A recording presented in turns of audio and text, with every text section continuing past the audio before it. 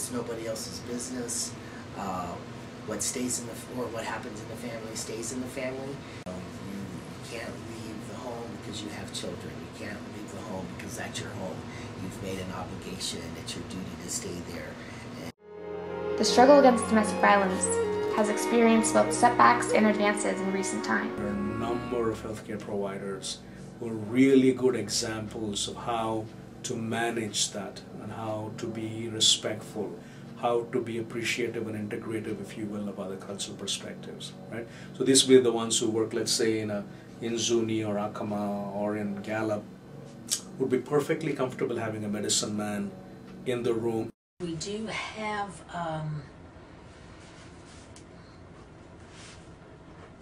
political officials that are identifying and understanding the role of Native people and the high incidence of violence against Native women.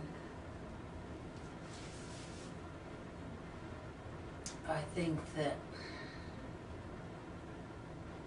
just getting the attention can be hard. It's the New Mexico Tribal State Judicial Consortium, and what they're doing is they're looking at developing orders for protection that are going to have a standard face sheet so that Tasuki orders of protection and Milwaukee and the city of Santa Fe and Santa Fe County, they all look the same. So when a victim of domestic violence says he's in violation of my order for protection, and they have an order for protection, law enforcement, no matter where they are, no matter if they're tribal or non-tribal, they can look at that and recognize it as a valid order for protection. We look at a lot of the laws that are enacted around domestic violence, and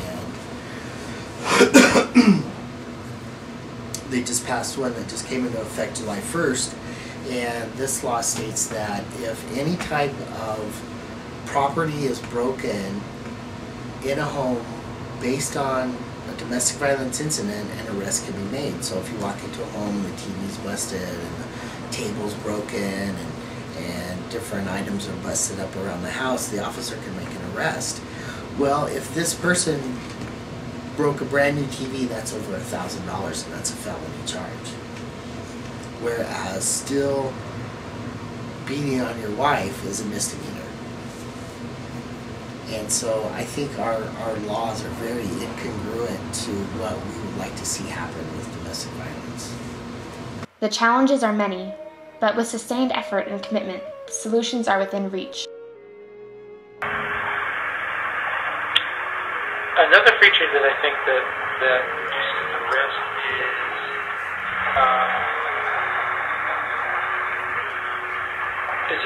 has to do with self-esteem.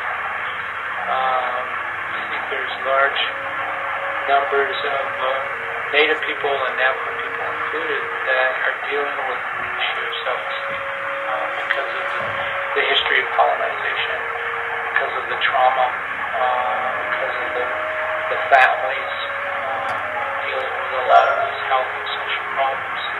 Could be diabetes, could be alcoholism, could be domestic violence, history of domestic violence. And so because of that, to me, one of the ways that self-esteem can be reinforced is through the teaching of the cultural knowledge to the people. So our culture has got this really skewed idea of what power and control is better than equality, and we just have to change. We have to change. And for our children that are witnessing domestic violence, they have to get counseling immediately. They have to grow, because this is an intergenerational trauma, and it's just carried on and carried on, family after family, generation after generation, and it's got to stop. I think by women getting educated, I think that's the very first step, and by them keeping up their training, learning something, having the tools and the empowerment to actually stand up and fight for themselves. I think that might be the main thing that I see as being a problem within our own community. because within the area that I'm working in,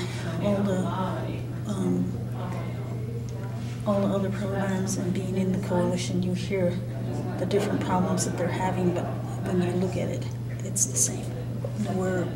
We need more training.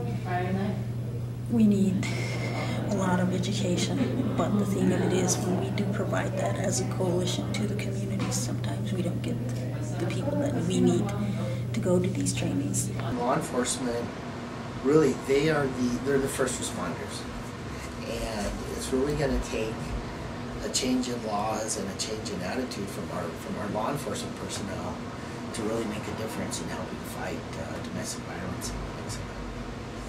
I think we need more officers out there that really understand the dynamics of domestic violence, and to not take it.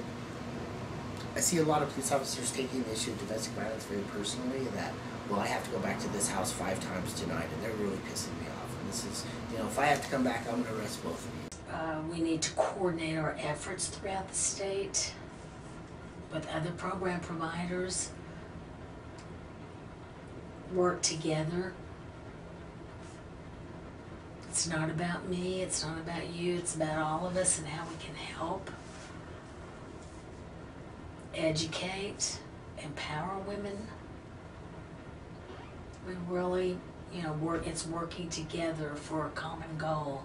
When you get people together, you get a lot of results, and then continuously working together, I think that would really help, because sometimes you can't do it by yourself. You as an advocate or as a coalition, you can't do it on your own.